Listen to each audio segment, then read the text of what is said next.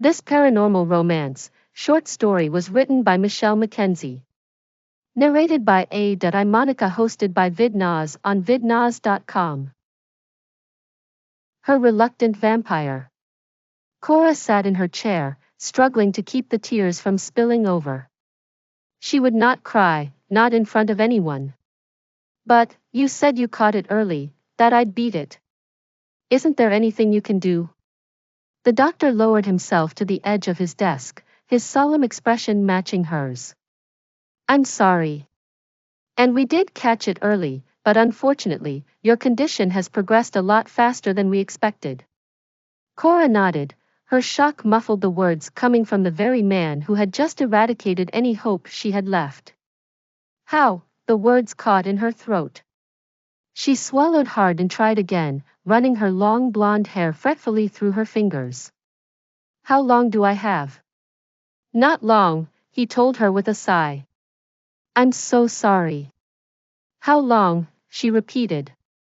She failed to keep the tears away, feeling them roll freely down her face. A year?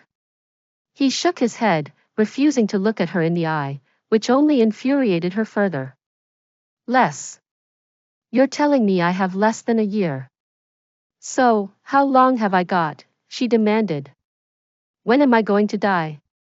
Days. Cora gasped, feeling the world shatter around her. The sound of breaking glass echoed in her mind. She took a deep breath, forcing herself to ignore the tightness in her chest. I'm so sorry, he told her again. The most we can do now is treat the symptoms and make your remaining time more comfortable. Comfortable? She scoffed. You think you can make this disease comfortable? I'm dying. Do something and save me. He just looked at her, defeated. She snatched her purse up from the ground between her feet and stormed out of the hospital.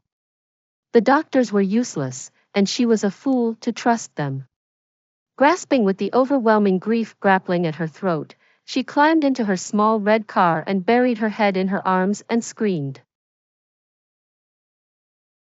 The streetlights were dim and kept most of the road in the shadows. The cool night air beckoned her to open the window, but the shame of her outburst held the windows firmly in place.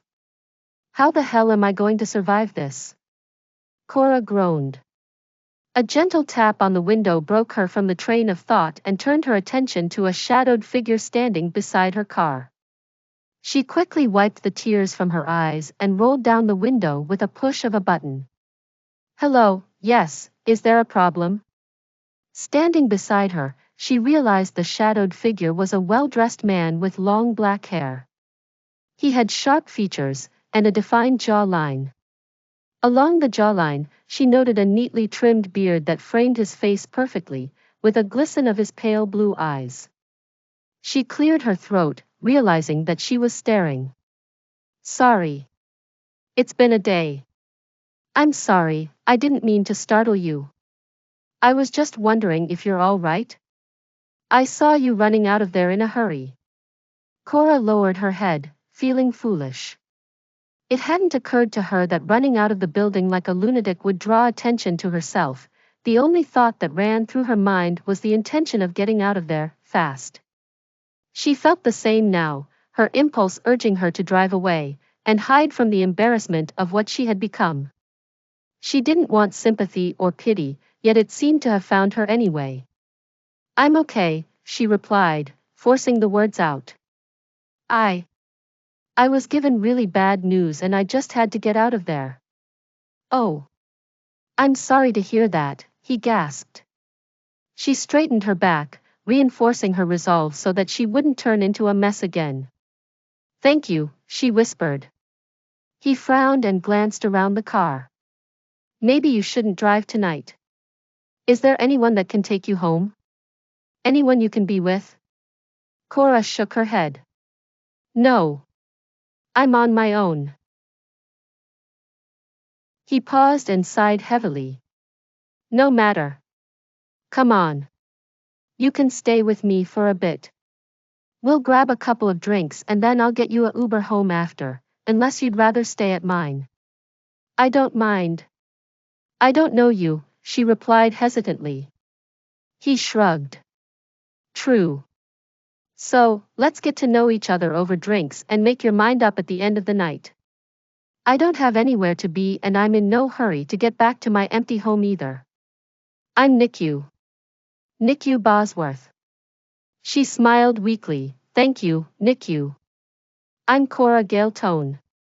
She climbed out of the car and followed him up the road to the bar. Inside, the room filled with smoke, and disco music blared in the background, shaking the walls with its bass.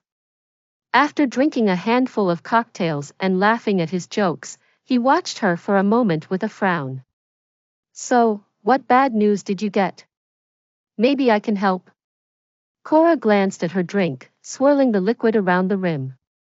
I'm dying, she told him flatly. Nicu's frown softened. Oh, It's fine, she interrupted. I'd feel sorry for myself, but I don't have the time. How long? Cora watched him, marveling at the irony. The very question that ended her life. She repeated the words the doctor had told her, and turned away as he sucked in a sharp breath. He fell silent. She didn't want to look at him, horrified at what she might see. Did he care? Did she want him to care? She shook her head, snapping herself out of it. It's not like anyone can do anything, she continued. The disease spread faster than the doctor's hands.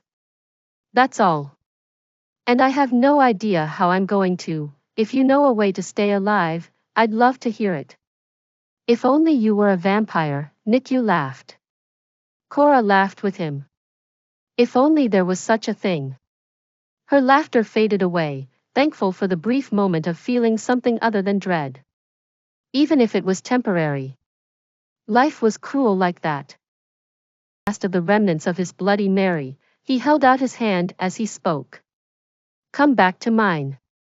If you've got days left, then I am going to make sure that those last few days are the best days of your life. Cora thought about it and drained her drink in one big swallow. It wasn't like she had anything to lose. What was he going to do, kill her early? Sod it, she replied. Lead the way. The castle towered above her.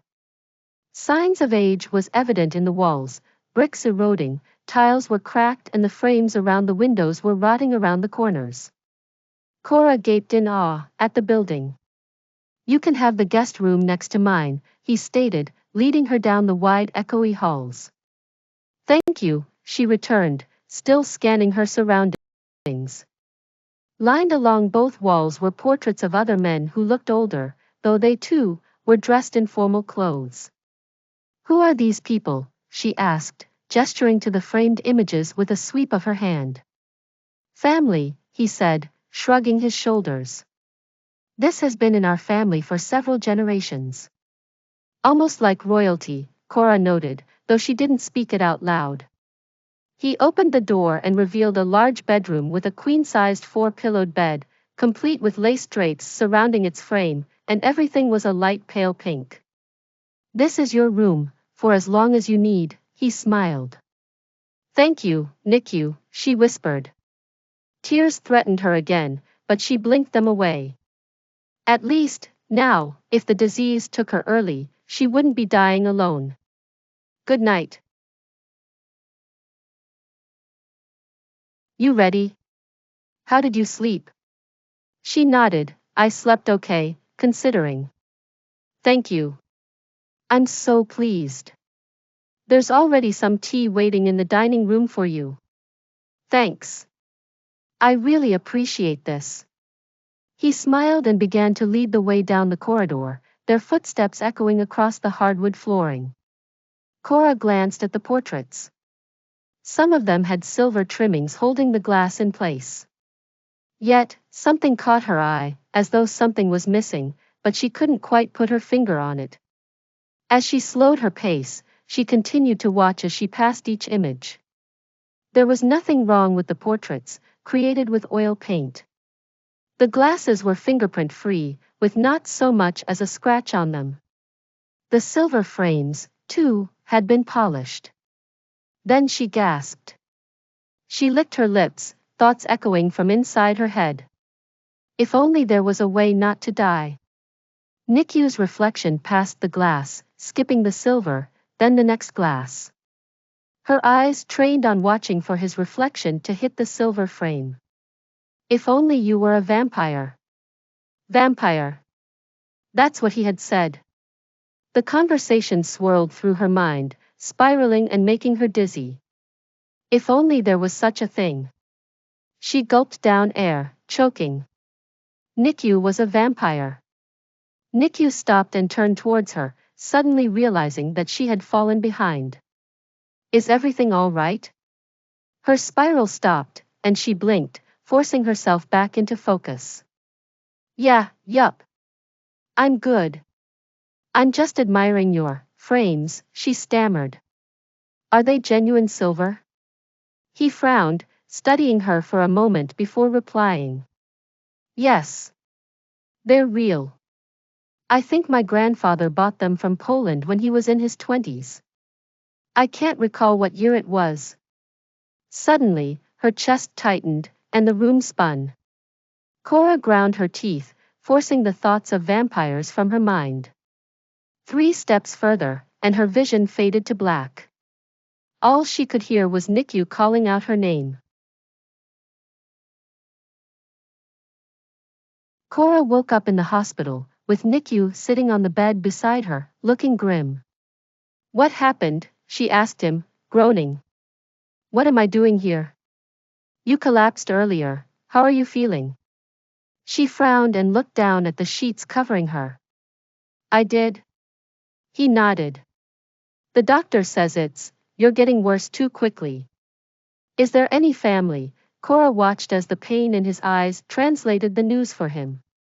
I have no one, she replied.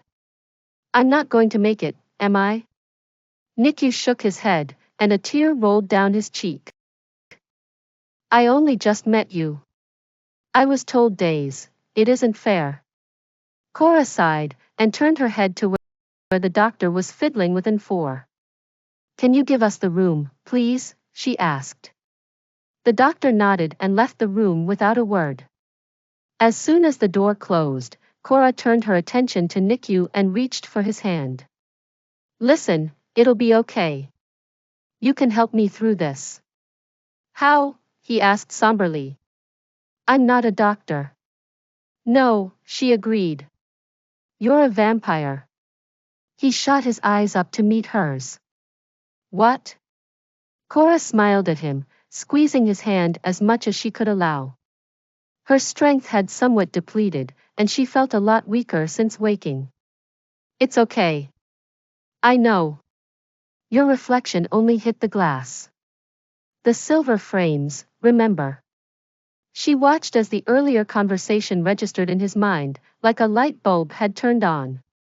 That's why you were admiring the frames. You noticed. Cora nodded. Remember what you said when I first told you about my fate? You said, if only you were a, why, no. So, why not just change me? Turn me into one. Then we can have more time together, and I won't die. He stood from the bed and backed away, his eyes widening. I can't, he whispered, almost frantic. I'm not like that. Cora watched him, and the temperature in the room turned cooler. What is happening right now? What do you mean, you're not like that? You vampires turn other people to vampires, right? Or just drink their blood and the turning is just a myth? He winced but stood his ground. I can change you, but it wouldn't be you, anymore. You'd be different. Would my personality change? She asked. He hesitated as he thought and pressed his lips together into a tight line. Nicu, she prompted. What do I have to lose? I'm not going to make it to tomorrow. I'm dying. So, tell me, what's the downside of you turning me? What if it doesn't work out between us, then what? You'd be a vampire for an eternity. He shook his head and spoke quietly. It wouldn't be right. He left the room, leaving Cora alone with her thoughts. Seriously? Whoever heard of a reluctant vampire? Her breath caught in her throat, causing her to cough violently. Blood spraying from her mouth. Her chest tightened, and she gasped for air. This was it. Her final moments, and the only hope she had, abandoned her. She closed her eyes, letting herself fall into the abyss. Life's cruel like that, so maybe, dying wouldn't be so bad. Cora woke to find herself in a large pink room, laying on the queen-sized bed. Though, her mind was somewhat foggy. How did I get back here? Was it a dream? Am I dead? Nicu stood in the shadows in the far corner of the room, watching her. How do you feel? She thought for a moment, assessing herself. Different, she told him, uncertain. It's strange. I feel like me, but my body feels different somehow. He walked towards her with a wisp of a smile. You saved me. He sighed and gave her a nod. You're right. If things don't work between us, then we can move you to somewhere nice. If we want to make it work, we have centuries to get to know each other. If you'll still have me? Cora smiled, nodding at him as she tried to sit up in the bed. What happened? I changed my mind, he shrugged. I turned you just moments before you would have passed. Thank you for saving me. He smiled, looking down at her with tears glistening in his eyes. I couldn't let you die. He leaned over her and planted a kiss on her forehead. She grinned, and reached for him, kissing him firmly on the lips. I can't wait to get to know you better. Cora's senses were heightened. She could hear the faintest rustle of leaves outside and smell the lingering scent of Nicu's cologne mixed with the fresh linen of the bed. She felt a new strength coursing through her veins, and the earlier weakness was gone, replaced by an invigorating energy. Nicu pulled back from the kiss, his eyes filled with a mixture of relief and apprehension. You'll need to feed soon, he said softly. The transition is complete, but you need to regain your strength fully. Cora nodded, understanding the implications.